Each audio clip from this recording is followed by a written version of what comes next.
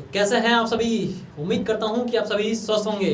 दोस्तों इससे पहले जो है सीएसएफ ट्रेड्समैन का जो है कि हम लोग सैंपल पेपर जो प्रीवियस ईयर क्वेश्चन था, बिल्कुल ऑथेंटिक रियल क्वेश्चन जो था उसका सारा पार्ट कंप्लीट हो चुका है। अगर आप वो वीडियो नहीं देखे हैं तो वो सारा वीडियो जाके देख लीजिएगा। पार्ट बाय पार्ट है, रीजनिंग का अलग है, मैथ का अलग है, जीएस का अलग है और हिंदी का जो क्वेश्चन है वो अलग अलग है। तो अभी हम लोग जो देखेंगे बीएसएफ ट्रेड्समैन का ये जो एग्जाम जो इस टाइम हम प्रीवियस ईयर करवा रहे हैं, ये आप लोग बीएसएफ ट्रेड्समैन का जो एग्जाम होने वाला है वो देख सकते हैं आप लोग, और सीएसएफ कांस्टेबल फायर का एग्जाम होने वाला है वो लोग भी देख सकते हैं, और बीएसएफ एचसीएम का होना है मिनिस्ट्रियल वाला होने वाला है एग्जाम, जो कि डेट भी आ गया आपका 27 नवंबर को। वो भी इस प्रीवियस ईयर क्वेश्चन को आप लोग देख सकते हैं, प्रैक्टिस लगा सकते हैं। और जो भी क्वेश्चन होगा इससे पहले हम लोग प्रीवियस ईयर क्वेश्चन करवा चुके हैं। अब ये जो हम लोग करा रहे हैं आप देखेंगे तो यहाँ पे बीएसएफ ट्रेड्समैन का ये सैंपल पेपर है, ठीक है। अगर आप लोग चाहेंगे तो क्वेश्चन को देख लीजिएगा और इसका जो पूरा का पूरा पीडीएफ होगा सेक्शन वाइज मिल जाएगा आप लोगों को। ये आपका जो बीएसएफ का जो अभी आप लोगों को पीडीएफ दिख रहा है, ये पीडीएफ को टोटल आप लोगों को मिल जाएगा। आप जाके अपने टेलीग्राम ग्रुप में मिल जाएगा, आप उसको जाके ज्वाइन कर लीजिएगा। वहाँ टेलीग्राम ग्रुप का लिंक भी आपको नीचे डिस्क्रिप्शन में मिल जाएगा और कमेंट सेक्शन में पिन किया हुआ मिल जाएगा। आप उसको जाके जरूर से ज्वाइन कर लें, ताकि जो क्वेश्चन है प्रीवियस ईयर जो सैंपल पेपर क्वेश्चन है वो आप खुद से भी सॉल्व कर सकें। बाकी अभी आप लोगों को सर पढ़ाएंगे, सर शिवम सर हैं, सर पढ़ाएंगे आप लोगों को जीएस के बारे में डील करेंगे। उसके बाद आप लोगों को सारा सेक्शन वाइज मिलेगा आप लोगों को। तो चलिए आप लोग एंजॉय कीजिए क्वेश्चन, और सेशन कैसा लगेगा जरूर कमेंट सेक्शन में एक बार बता दीजिएगा। चैनल पर नया है तो चैनल को जरूर से सब्सक्राइब कर दीजिएगा। चलिए अभी जीएस सर पढ़ाएंगे और बताइएगा आप लोग कमेंट सेक्शन में इसके बारे में। चलिए बहुत बहुत धन्यवाद शुभम जी आपका। तो जैसा कि आप लोग जान रही है सामान्य जानकारी मतलब जीएस का पेपर है, इसमें कुछ साइंस भी है, ठीक है, और ये आपका सैंपल पेपर है। चलिए हम लोग इसको सॉल्व करते हैं, ठीक है। तो देखिए हम इसमें टोटल आपके 25 क्वेश्चंस मिलेंगे, है ना। तो पहला क्वेश्चन हमारा क्या दिया हुआ है, जबड़ा डैश का भाग है, मतलब जो जबड़ा होता है ना हमारे मुंह, है ना। देखिए जबड़ा होता है जिससे चिबाते हैं हम लोग ना, खाना को चबाते हैं, च्यूइंग करते हैं, ठीक है। तो जबड़ा किसका भाग है, जबड़ा हमारे माउथ का भाग है। तो माउथ इसमें क्या देखिए, भुजा मतलब हाथ का तो भाग होगा नहीं, ठीक है। सर भुजा का भी भाग नहीं है, ये नहीं होगा, हाथ का भी भाग नहीं है, ये भी नहीं होगा। तो फिर जबड़ा किसके, खोपड़ी की जब बात करते हैं तो खोपड़ी मतलब क्या, हमारा पूरा सिर आता है ना, खोपड़ी में आता है। तो खोपड़ी में ही जबड़ा है हमारा, क्या है, खोपड़ी में ही जबड़ा। तो क्या आपका ऑप्शन नंबर डी आपका आंसर हो जाएगा, ठीक है। अब बात करते हैं, देखिए खोपड़ी से रिलेटेड कुछ आपको फैक्ट बता देता हूँ। तो हम लोग देखिए जैसे हमारा सर पूछेगा ना, सर में टोटल कितने हड्डी होते थे, हेड मतलब सिर। तो सिर में हमारे टोटल कितने हड्डी होते हैं, 29 हड्डी होते हैं। कितना होता है हड्डियों की संख्या, 29। और सिर को बांटा गया, देखिए क्या 29 हड्डी कैसे होता है, सिर को कैसे बांटा गया। तो सिर में आता है क्या, खोपड़ी, हमारा जो हड्डी वाला क्या जबड़ा जो कि खोपड़ी है, देखिए इसको खोपड़ी होता है। सिर बोलेगा तो गर्दन से ऊपर लेकर के ये पूरा क्या कहलाएगा, सिर, जिसमें कान भी है। और ये हाइड जो होता है, हाइड इसको बोलते हैं, ये भी है, ठीक है। तो देखिए सिर में कितना टोटल हड्डी होता है, 29 हड्डी होता है। अब इसको बांटते हैं, इसमें खोपड़ी भी शामिल है। फिर एक आपका हो गया कान हो गया, फिर हो गया हाइड, एक हाइड हो गया, ठीक है। अब बात करते हैं खोपड़ी। तो खोपड़ी में इसको दो चीज़ों में बांटा गया, ठीक है। खोपड़ी में खोपड़ी को क्या बांटा गया, तो देखिए खोपड़ी में क्या हो गया ना, एक आपका कपाल हो गया ऊपर, जिससे क्या हमारा ब्रेन के अंदर है सुरक्षित रहता है ना। तो उसमें कितना हड्डी हो गया आपका, 14 हड्डी हो गया, ठीक है।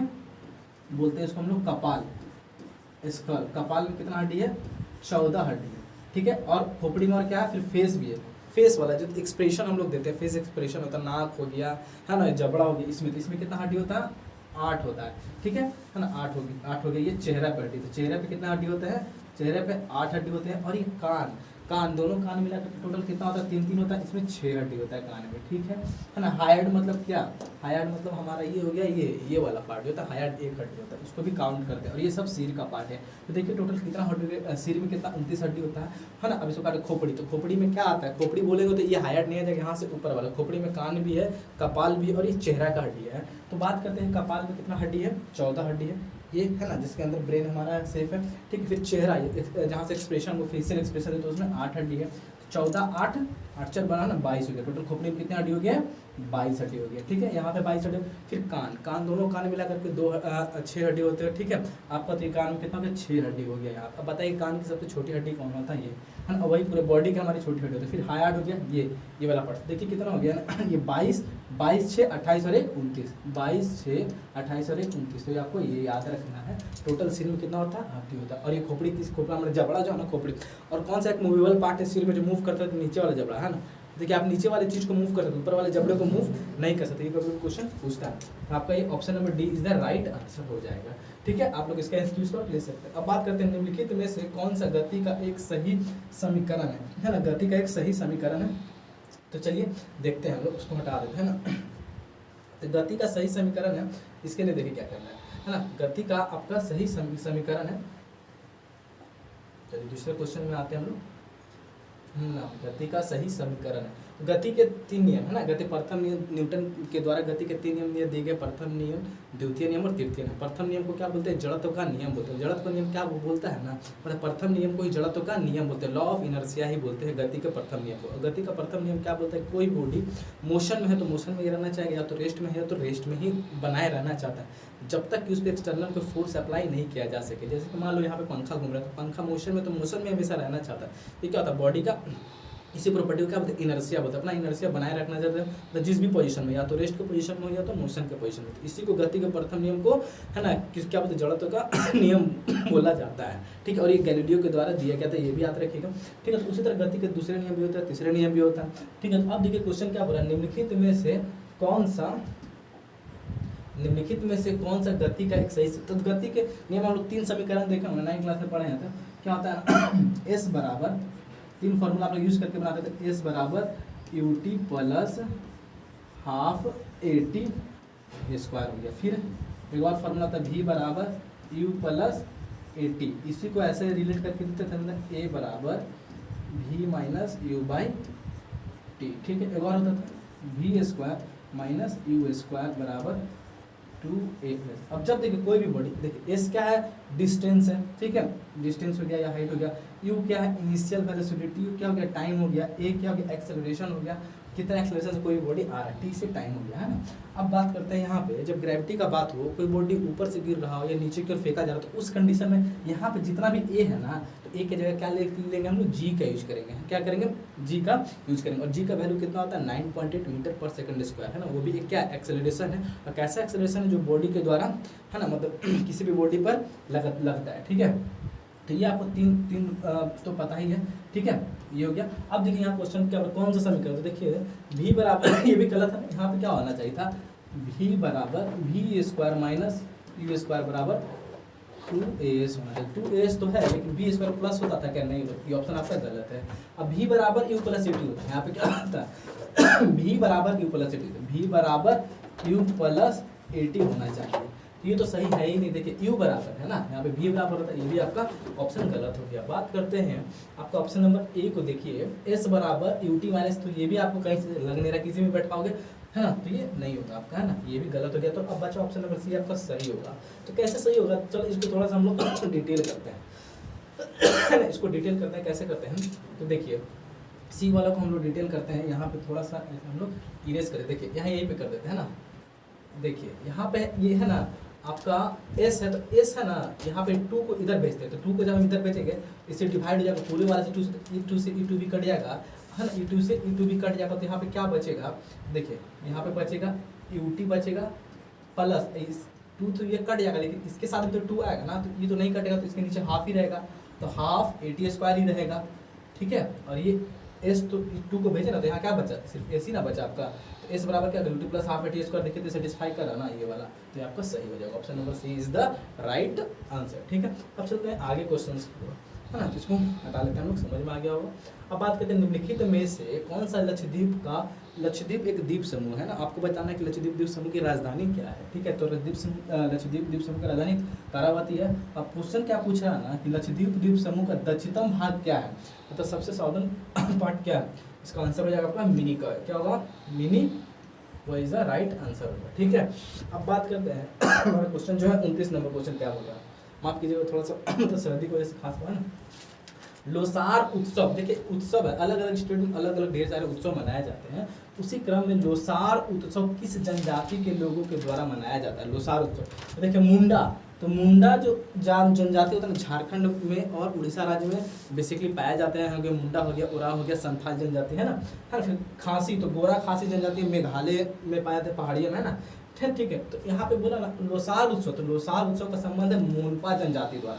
क्या, मोनपा जनजाति द्वारा मनाया जाता है। और ये मोनपा जनजाति का संबंध कहाँ से है, अरुणाचल प्रदेश से। कहाँ से है, अरुणाचल प्रदेश से बिलोंग करते हैं, ठीक है। तो ये आप लोग याद रखिएगा, ठीक है। अब चलते हैं हम लोग अगले क्वेश्चन की।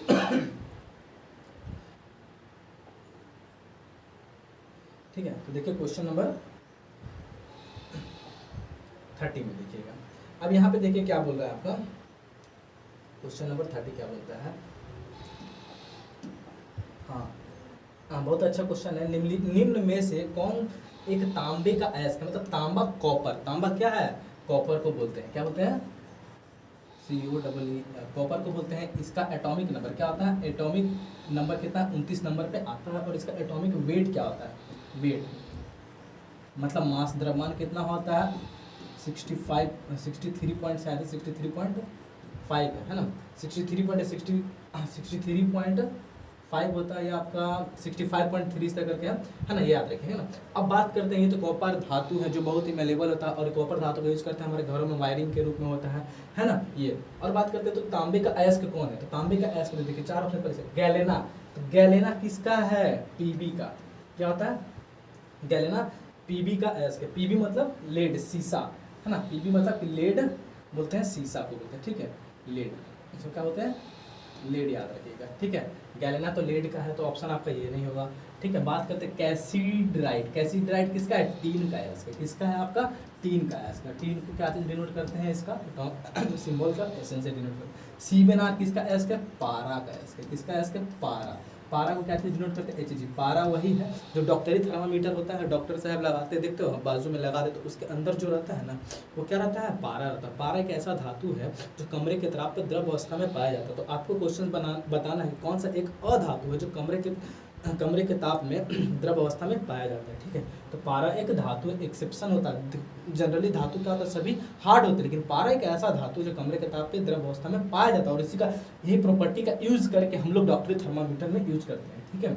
अब बात करते हैं, ये तो हो गया, ये नहीं होगा, गैलेना भी नहीं होगा, तो बचा क्या आपका, चैल्कोसाइड है ना। चैल्कोसाइड बहुत अच्छा है सुनना, मतलब है ना, चैल्कोसाइड मेल्केटाइट हो गया, क्यूपराइट भी होता है, तो चैल्कोसाइड हो गया। तांबा का एक और ऐसा होता है, क्यूपराइट भी होता है। इसका आपका option number A is the right answer हो जाएगा, ठीक है। बात करते हैं अगला क्वेश्चन के अंदर, वेबर। तो वेबर किसका एसआई यूनिट है ना, तो वेबर किसका एसआई यूनिट है, तो चलिए ये हम लोग देखते हैं, इसको हटा दिया जाए, है ना। तो वेबर किसका एसआई यूनिट है आपका, वेबर आपका चुंबकीय प्रवाह का एसआई यूनिट है। अब बात करते हैं, एक और याद रखिएगा, चुंबकीय क्षेत्र, चुंबकीय क्षेत्र या बल का ऐसा यूनिट क्या होता है, टेस्ला, टेस्ला, ठीक है, टेस्ला याद रखिएगा, है ना। अब बात करते हैं आगे क्वेश्चन को, चलते हैं हम लोग।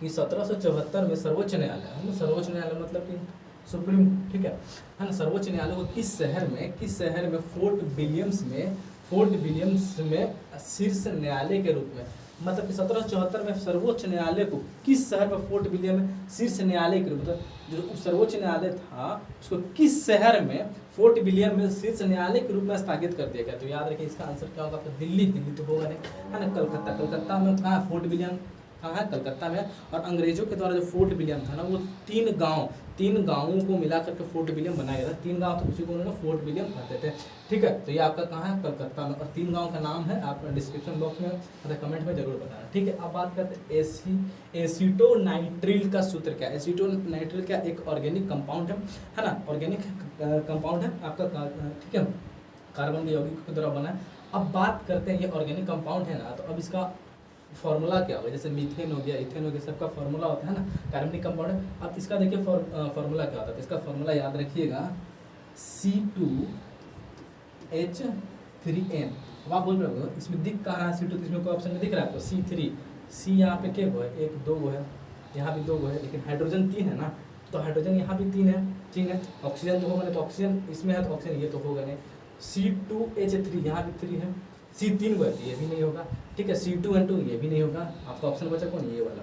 देखो ना, C2 एक C यहाँ पे है, एक C यहाँ पे, C2 हो गया, H3 है ही, और N। अभी देखो इसका कैसा स्ट्रक्चर बनता है, 2 तरह का स्ट्रक्चर, एक डॉट स्ट्रक्चर होता है, ठीक है, और एक बॉन्डिंग स्ट्रक्चर होता है, ठीक है, बॉन्ड स्ट्रक्चर का डॉट स्ट्रक्चर इसका ना बॉन्ड स्ट्रक्चर देखिए क्या होता है, कैसा इसका स्ट्रक्चर होता है, ठीक है। इसका एसिडो नाइट्रिल का स्ट्रक्चर का बात करेंगे तो इसका देखिए C3 है ना, देखिए ऐसा स्ट्रक्चर होता है, कार्बन और कार्बन के बीच सिंगल बॉन्ड होता है ना, ठीक है।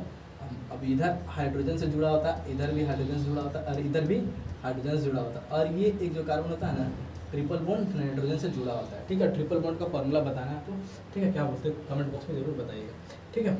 अब चलते हैं हम लोग अगले क्वेश्चन की। क्वेश्चन नंबर 34, ये देखिए करंट अफेयर का क्वेश्चन है, आपको इसको कमेंट बॉक्स में बताना है कि इसका आंसर क्या होगा, ठीक है। चलिए हम लोग नेक्स्ट स्लाइड पे चलेंगे।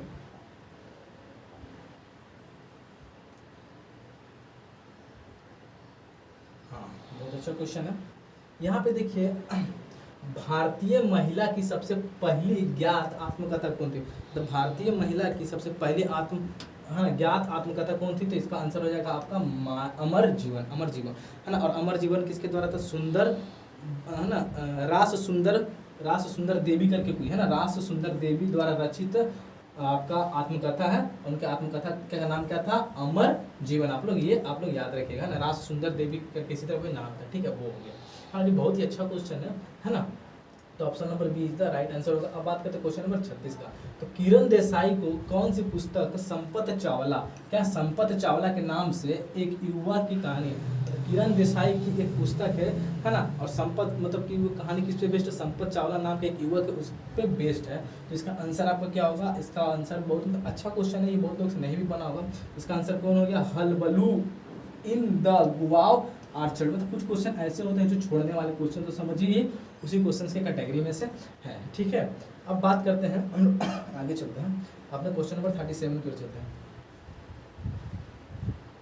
गैनीमेड ग्रह है ना, सौरमंडल में है ना, सौरमंडल में क्या होता है ना, सूर्य होता है, ठीक है, और सूर्य के चारों ओर क्या होता है, ग्रह चक्कर लगाते हैं। ये किसने कहा था, आप इसको कमेंट बॉक्स में बताना। तो हमारे ग्रह होते हैं, ठीक है, तो ग्रहों में गैनीमेड और ग्रह के चारों ओर चक्कर कौन लगाते हैं, सूर्य के चारों ओर चक्कर कौन लगाता है, सूर्य के चारों ओर सभी ग्रह चक्कर लगाते हैं, और सभी ग्रह के चारों ओर क्या होता है, अपना अपना उपग्रह होता है वो चक्कर लगाते हैं, ठीक है। तो ये उसी क्रम में गैनीमेड क्या एक उपग्रह है, और गैनीमेड किसका उपग्रह है, ये आपको याद रखना, बृहस्पति का उपग्रह। किसका है, बृहस्पति का उपग्रह। तो क्या बोल रहा है ना, गैनीमेड अब तक का हमारे सौरमंडल जो प्रणाली हुआ है ना, सबसे बड़ा जुपिटर है, ठीक है। जुपिटर मतलब बृहस्पति को बोलते हैं, सबसे बड़ा जुपिटर है ना उपग्रह है।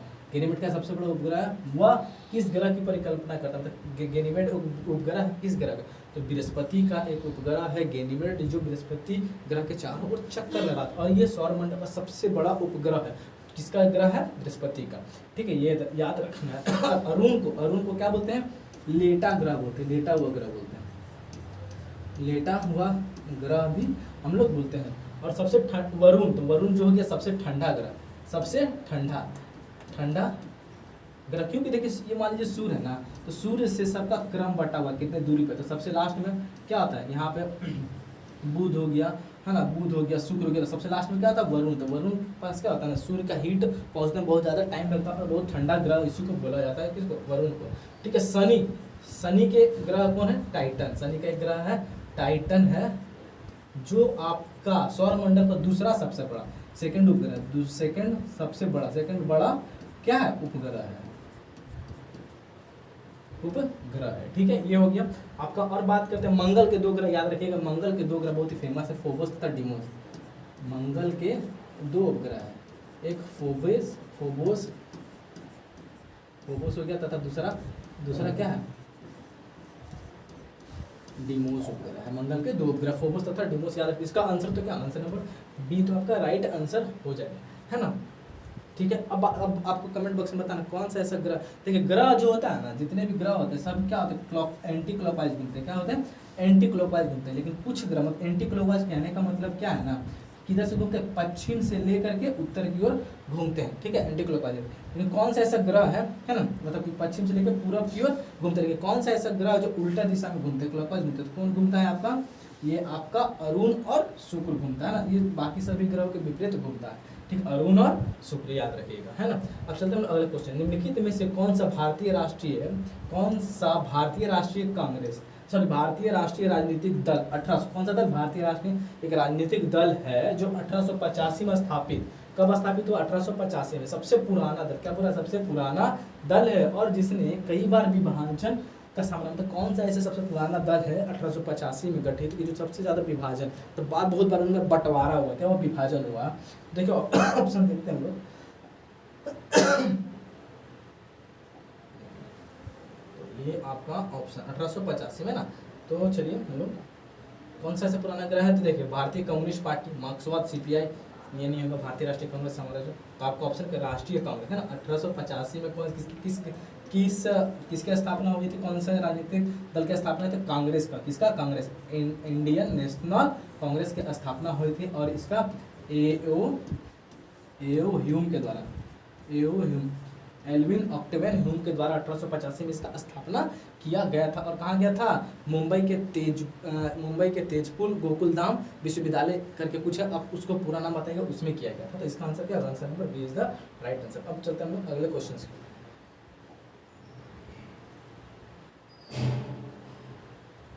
चलते हैं अब देखिए क्या बोल रहा है ना 39 में, लोकतंत्र में राजनीतिक और सामाजिक असमानता, लोकतंत्र में राजनीतिक और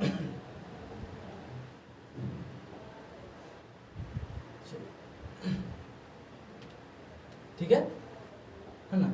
अब देखिए लोकतंत्र में राजनीतिक और सामाजिक असमानताओं पर ध्यान से किस बात का पता चलता है? असमानताओं पर अध्ययन से, मतलब लोकतंत्र में राजनीतिक और सामाजिक समानताएं कुछ देखी जाती है, तो उसके अध्ययन से किस बात का पता चलता था? देखिए ऑप्शन क्या बोला? तानाशाही में असमानताएं मौजूद नहीं है।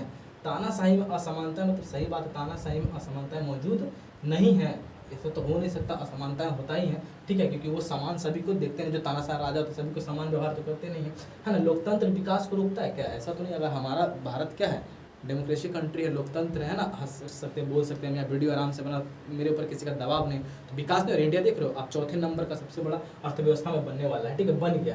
तानाशाही लोकतंत्र से बेहतर है, लोकतंत्र से बेहतर है। अभी लोकतंत्र रहता तो हम आपको पढ़ा पा रहे हैं, वो भी नहीं पढ़ा पाते, ठीक है, आप घूम रहे हो, बोल पा रहे हो, कहीं भी जा रहे हो, फ्री है ना, फ्री आपका फ्रीडम है, तो ये नहीं ना, तो लोकतंत्र तानाशाही से बेहतर नहीं है, ठीक है, तानाशाही नहीं। राजा का शासन करता आप घर ही बैठे रहो, ये भी नहीं होगा ऑप्शन नंबर, ये भी नहीं होगा, ये भी नहीं होगा, तो option answer number D is the right answer. लोकतंत्र में असमानताएं मौजूद है। देखिए लोकतंत्र में कुछ में, देखिए लोकतंत्र में बोला था, देखिए लोक नियोजन में समानताएं हैं, लेकिन कुछ ऐसा केस है ना जिसमें आपको लोकतंत्र में असमानताएं देखने को मिलती है, जैसे आर्थिक क्या है ना, आर्थिक रूप में देखा जाए तो लोकतंत्र में असमानताएं हैं, इसके ऊपर है ना, ठीक है, तो ये हो गया आपका answer number D the right answer. 40 में बात करते हैं 2018 के सुल्तान अजान शाह कप 2018 का सुल्तान अजान कप है ये, अच्छा सुल्तान अजान शाह कप किससे रिलेटेड है, ये आप लोग कमेंट बॉक्स में बताना बहुत है ना। तो भारत ने 5वें स्थान पर, इसको आप लोग कमेंट बॉक्स में बताइए करंट का क्वेश्चन, ठीक है। चलते हैं हम अपने अगले क्वेश्चन की ओर।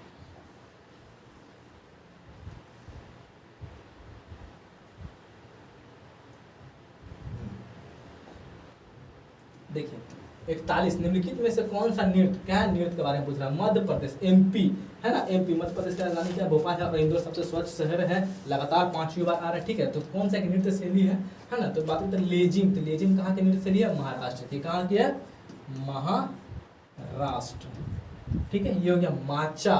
अभी ओट्टम, देख ओट्टम तुलल कहाँ का है नृत्य शैली, केरल का, चिराव मिजोरम का, ठीक है, बच गया। ये कौन, ये कहाँ पर, एमपी का हुआ, तो एमपी का कौन है, माचा है ना, एक जनजाति है, ठीक है, वहाँ का नृत्य शैली, सॉरी ये नृत्य शैली है, ठीक है, एमपी माचा है ना, याद रखिए। अब बात करते हैं 42 में घनानंद को हराकर मौर्य सामान्य ने, मौर्य साम्राज्य होगा, मौर्य साम्राज्य है ना, तो घनानंद को हराया, मौर्य साम्राज्य की स्थापना किसने की, घनानंद को हरा करके, किसने मौर्य साम्राज्य के संस्थापक कौन है, बिंदुसार ने, चंद्रगुप्त है ना, ये बिंदुसार इसी से मौर्य वंश है ना, उनके क्या है, उनके पीढ़ी है, ठीक है, अशोक में है ना। तो घनानंद को हराया कौन, चंद्रगुप्त प्रथम, हरा करके मौर्य साम्राज्य की संस्थापक रहे हैं। और किसकी मदद से घनानंद को हराया, आपके कौटिल्य है ना, और जो चाणक्य हैं, भारत के जो चाणक्य है ना, अर्थशास्त्र के लेखक भी चाणक्य, और उनको क्या बोला जाता है, कौटिल्य के नाम से भी उनको जाना जाता है। तो कौटिल्य की मदद से कौन, चंद्रगुप्त प्रथम है ना, घनानंद को हराया और मौर्य वंश के संस्थापक रहे हैं। तो आपका आंसर नंबर कौन जाएगा, B is the right answer. किसके सहायता से बोले एग्जाम में, तो घनानंद, तो कौन मदद किया था, कौटिल्य मदद किया, ठीक है। अब बात करते हैं 2018 का यूएन ओपन पुरुष है ना, यूएस ओपन होता है ना, 4 तरह के ओपन होते हैं ना। टेनिस किसने जीता? नोवाक जोकोविच हो गया, राफेल नडाल। आपको करंट अफेयर का क्वेश्चन है 2018 का, आपको ये बताना है, ठीक है। अब चलिए हम लोग अगले क्वेश्चन के क्वेश्चन नंबर 44 से आए। देखिए एक ही क्वेश्चन है। हाँ, अब देखिए ये बहुत ही अच्छा क्वेश्चन है, यहाँ से बार बार क्वेश्चन रिपीटेड क्वेश्चन पूछे जाते हैं, ठीक है। इसको थोड़ा डिटेल में हम लोग चलेंगे। इसके ऊपर देखिए क्वेश्चन नंबर 44 में है, 1529 में घाघरा के युद्ध में मुगल बादशाह बाबर, कौन सा घाघरा का युद्ध है और मुगल बादशाह बाबर ने किसे हराया था? घाघरा का युद्ध हुआ था जिसमें बाबर किसको हराया था? तो देखिए बात करते हैं, बाबर द्वारा कुछ लड़े गए युद्ध फेमस है ना। तो बाबर द्वारा लड़े गए कौन कौन से युद्ध है? बाबर द्वारा जो फेमस बार बार आपका पूछा जाता है 4 युद्ध है, ठीक है। बाबर द्वारा लड़े गए 4 फेमस युद्ध है ना। याद है, ट्रिक बहुत फेमस है, पानी पिया खाना देखा ना। पानीपत की प्रथम लड़ाई, पानीपत का फर्स्ट लड़ाई हो गया, ठीक है, 1526 में, है ना। पानीपत का देखिए, याद है ट्रिक है, पानी पिया खाना खाया। पानी पिया खाना खाया तो खनवा का युद्ध, बहुत ही पुराना, ठीक है, बहुत रटा जाता है लोगों द्वारा। खनवा का युद्ध हो गया, पानी पिया खाना खाया, फिर चांद देखा ना, ये भी चंदेरी का युद्ध। क्या आपने चांद देखा था? चंदेरी का युद्ध। फिर कहाँ गया? चांद देख के अपने घर चला गया, घर गया, ठीक है। ये हो गया। कब कब देखिए इसे क्रम बड़ा मस्त है। 1526 में ये, 1527 में, 1528 में, 1529 में। अब देखिए किसके किसका तरह लड़ा गया? बाबर तो सब में रहेगा, बाबर तो सब में रहेगा, बाबर रहेगा बस। इसके अपोनेंट में क्या था, है ना, बाबर इसमें सब में रहेगा, बाबर सब में रहेगा, सब युद्ध में बाबर रहेगा। लेकिन अपोनेंट में क्या था? इसमें इब्राहिम लोदी था। क्या था? इब्राहिम लोदी वंश है ना, इब्राहिम लोदी को हराया था। इसे विनर कौन था? ये था, और ये हार गया था, लूजर, ठीक है। इसमें राणा सांगा ये किसकी? चंदेरी का किसके? चंदेरी खानवा का किसको? बाबर और राणा सांगा के बीच होता है। इसमें भी बाबर विजेता था, ठीक है। अब चंदेरी का युद्ध है ना, मेदनियान के बीच, मेदनी राय के बीच हुआ था, कि बाबर और मेदनी राय के बीच हुआ था, और ये अफगानों के बीच हुआ था, ठीक है। और घाघरा के युद्ध किसके बीच हुआ था? तो देखिए घाघरा के युद्ध में मुगल बादशाह ने किसको हराया था? महमूद लोदी को हराया। किसमें हराया था? महमूद लोदी को हराया था। घाघरा का युद्ध में और से अफगानों को हराया था, अफगानों को हराया था। और अफगानों का शासक कौन था? ये था महमूद लोदी को हराया था, ठीक है ना, ये याद रखिएगा, ठीक है। और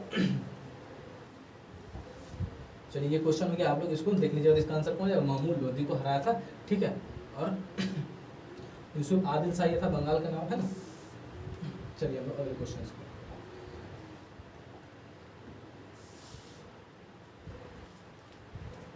देखिए।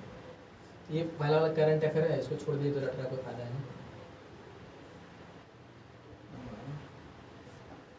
देखिए 46 में निम्नलिखित में से कौन सी नदी अरब सागर में बहती है? तो इससे पहले वाले वीडियो में बता, तो अरब सागर में बहने वाली नदी का ट्रिक याद रखिए। अरब सागर में कौन कौन सा नदी बहती है? सलमनता याद रखिएगा, सलमनता, बता दो। स से साबरमती, ल से लूनी, म से माही, न से नर्मदा, त से ताप्ती, है ना। तो ये अब देखिए इसमें अरब सागर में माही है इसमें, हाँ माही है, माही है। Option number B is the right answer, अरब सागर। अब बाकी आपको बंगाल की खाड़ी में पता है, गंगा है, ब्रह्मपुत्र है, सिंधु है, कोसी है, गंडक, बहुत सारा नदी है, ये सब बात है, ठीक है। 2018-19 के लिए साधारण किस्म के धान का मूल्य, ये 2018-19 का कोई पढ़ने से कोई फायदा है नहीं आपका, ये देख लीजिए। लास्ट क्वेश्चन है, माफ कीजिएगा, लास्ट क्वेश्चन है हमारा 49 और 50 बस 2 क्वेश्चन, उसके बाद आपका क्वेश्चन समाप्त, ठीक है। चलिए सेशन अच्छा लगे तो सेशन को आप लोग जरूर शेयर करना। भारत रत्न प्राप्त, तो भारत रत्न मतलब भारत में जो प्राइज दिया जाता है तो सबसे सर्वोच्च कौन सा है? आपका भारत रत्न। फिर भारत रत्न सबसे सर्वोच्च, फिर इसके बाद आता है पद्म पुरस्कार, है ना, तो पद्म विभूषण होता है, फिर पद्म भूषण होता है, फिर भारत रत्न आपका दिया जाता है ना, और पद्मश्री भी दिया जाता है। लेकिन सबसे सर्वोच्च बोला जाता है तो भारत में कौन सबसे सर्वोच्च कौन सा पुरस्कार? भारत रत्न, ठीक है। फिर उसके बाद पद्म विभूषण, पद्म भूषण, फिर पद्म श्री, है ना। तो भारत रत्न प्राप्त करने वाले किस व्यक्ति का जन्मदिन? इंजीनियरिंग दिवस। तो कौन से ऐसे व्यक्ति हैं जो इंजीनियर थे पेशे से, ठीक है, सिविल इंजीनियर थे, और उनको भारत रत्न से सम्मानित किया जाता है, और उनके जन्मदिन पर इंजीनियर्स डे मनाया जाता है। कौन सा? इंजीनियर्स डे मनाया जाता है? इंजीनियर्स डे कब मनाया जाता है? 15 सितंबर को, 15 सितंबर को, ठीक है। कब मनाया जाता है? 15 सितंबर को। तो कौन सा? सीवी रमन? सीवी रमन नहीं, सीवी रमन क्या था? फिजिशियन थे, है ना। भारत रत्न से सम्मानित पहले थे, सॉरी, भारत रत्न इनको मिला था आपको नोबेल पुरस्कार। सीवी रमन भारतीय, सबसे पहले भारतीय कौन थे जिनको नोबेल पुरस्कार मिला 1930 में? सीवी रमन, ठीक है। जेआरडी टाटा, तो जेआरडी ये ऑप्शन तो नहीं होगा। जेआरडी टाटा, तो जेआरडी क्या है? जमशेदजी से, है ना। जेआरडी टाटा है 1907 में टिस्को की स्थापना किया। किसका स्थापना किया? टिस्को की स्थापना किया 1907 में जेआरडी टाटा ने, है ना। टिस्को मतलब Tata iron steel company. M Visvesvaraya कौन है? एम विश्वेश्वरैया है, जिनका जन्मदिन पे इंजीनियर डे के रूप में मनाया जाता है। और ये जो एम विश्वेश्वरैया है ना, ये मैसूर के दीवान थे। क्या थे? मैसूर राजवंश था, उसके दीवान थे। क्या थे? दीवान थे। इसका आंसर होगा ये। और अब्दुल कलाम आजाद तो पता है भारत के हमारे क्या थे? राष्ट्रपति थे। भारत के हमारे बहुत ही राष्ट्रपति थे। इनको भारत रत्न, बहुत पुरस्कार भारत रत्न मिला, है ना। भारत रत्न मिला है इनको, ठीक है। और बात करते हैं सिक्किम के लोकगीतों का उस प्रकार का नाम बताइए जो राज्य के प्राकृतिक सौंदर्य, मतलब सिक्किम का एक लोकगीत है, और वो लोकगीत है ना जो वहाँ के राज्य का किसको रिप्रेजेंट करता है? प्राकृतिक सौंदर्य, मतलब कि वहाँ के राज्य में जो प्राकृतिक का सौंदर्य देखने को मिलता है सिक्किम में, उसको वर्णन करता है। तो कौन सा है वो आपको? तो ये आपका पता है, बहुत ही खतरनाक नाम है, ठीक है। कौन है? इसका नाम क्या है आपका? घातो कीतो। क्या? घातो कीतो। तो ये याद रखिएगा, option number C is the right answer. तो बताइएगा आप लोग सेशन आपको कैसा लगा। अगर सेशन अच्छा लगा तो जरूर शेयर करना, ठीक है। और कुछ इसमें कमी आपको लगा हो क्वेश्चन में पूछिए। जैसा भी आपको कुछ भी सुझाव हो तो कमेंट बॉक्स में जरूर आप लोग एक बार बताइएगा, ताकि मैं भी उसमें इम्प्रूवमेंट कुछ कर सकूँ। तो धन्यवाद। चैनल पे आप लोग ज़्यादा से ज़्यादा शेयर करें और लाइक करें वीडियो को। धन्यवाद।